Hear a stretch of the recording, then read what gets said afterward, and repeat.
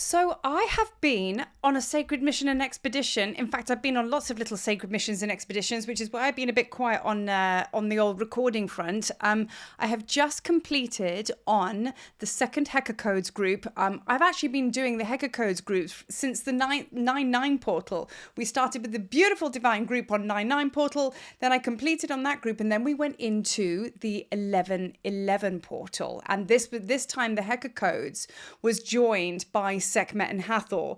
And I wanted to talk a little bit about this because the group dynamic was very, very powerful because it was a lot more, there was a lot more of us in this group. And for this particular timeline, which we were going through, towards the end of this year, and we're still very much in, the insight and the insight and the wisdom that we were shown by working with Sia, Hu, and Heka, which are the creator Heka gods, and also working with Sekhmet and Hathor, it was profound. And we've just closed on the group now. Well, I say we closed. I called it the closing opening circle because nothing is ending right now. It's all brand new beginnings, and it's the cycles, right? So let's talk a little bit about those cycles, because this is ultimately where we all are in our energy and with our processes and everything like this. This is what we're all here for, really, in general, in our incarnations: death, rebirth, and resurrection.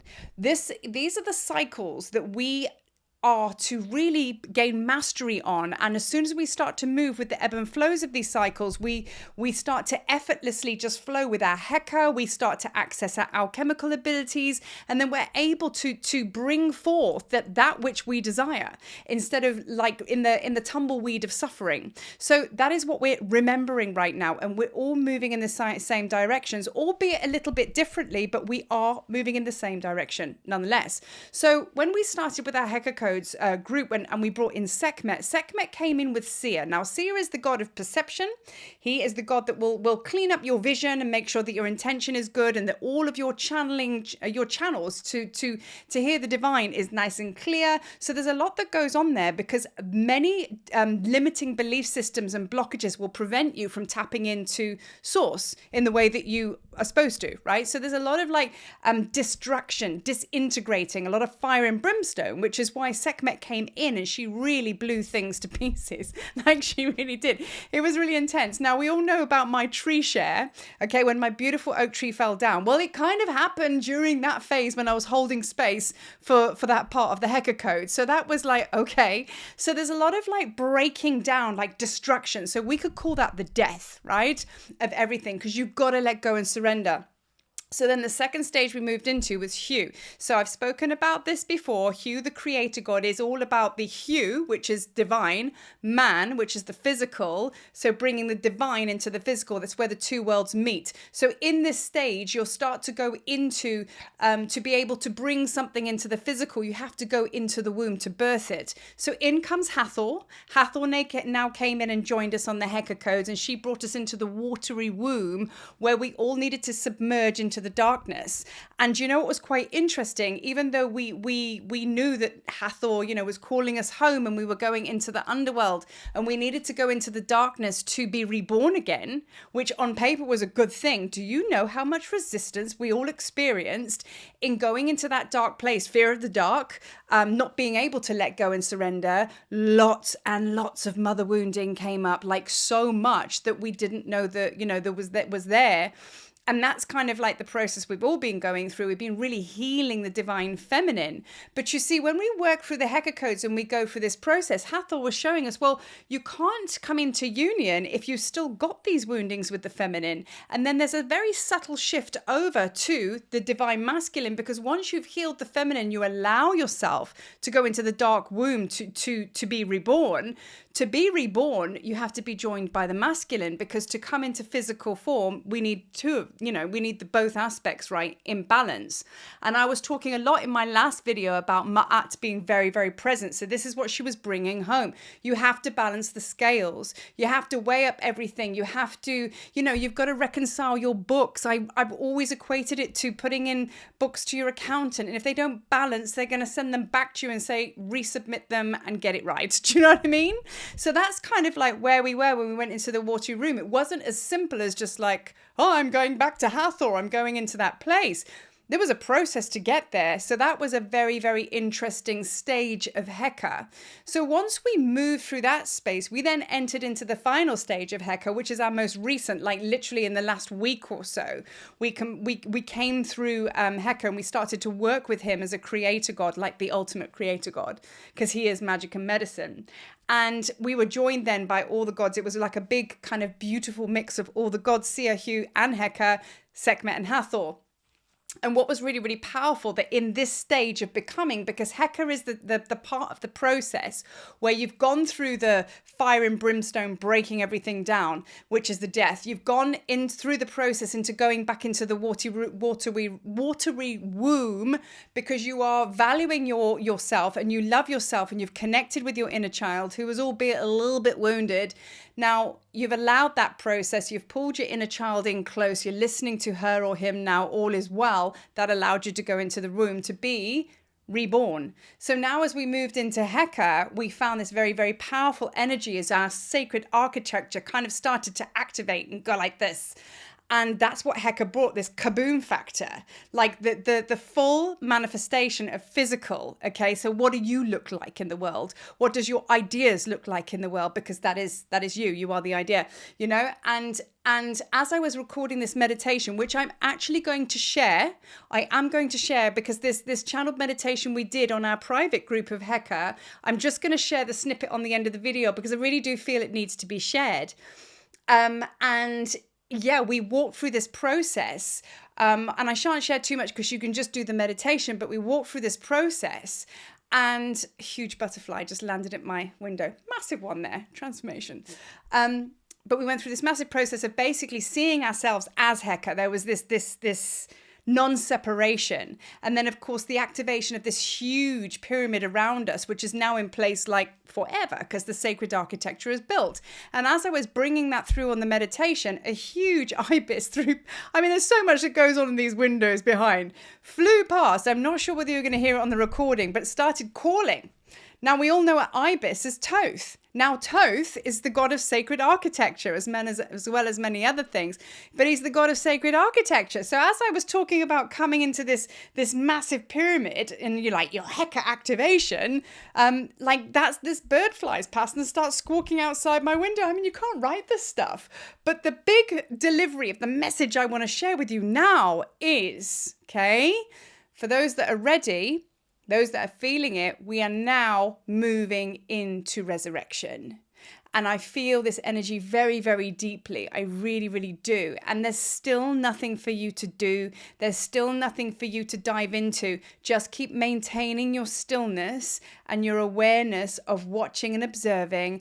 Every time you step out to faff with it, don't pull yourself back. Just be still, just observe, because we're still going through quite a powerful time of December. We're coming up to the solstice in a few days, and I can feel the energy building. I mean, don't even get me started on 12/12, but I'm going to talk about that in a short moment. But we're still needing to just allow the white noise, the debris, to just find itself. Don't cling on to it.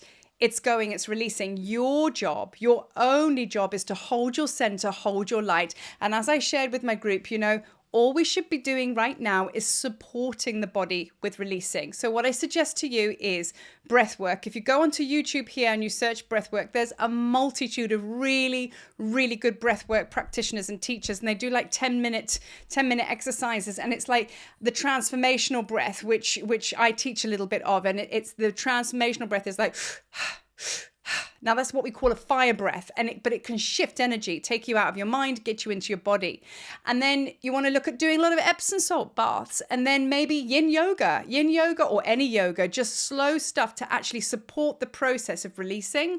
If you're feeling a little bit like that, it may not be that you need a CrossFit training session right now. It may be that you need something else just to counteract the very, very intense energy going on. But equally so, if you're feeling very sluggish and you're just like, feeling quite sloppy, then maybe a little hill sprint for you is exactly what you need. But don't discredit the easy stuff. Get out and just do something just for like 10 minutes, 10-15 minutes, and it will help the body support, you'll support the body in what it's moving through right now. But to go out there and embark on things to fix this, no plan making, no plans, because even though you've got them, Right now is about you. You got to make it all about you. So this is a very, very important time of just supporting yourself, right? As you go through this process.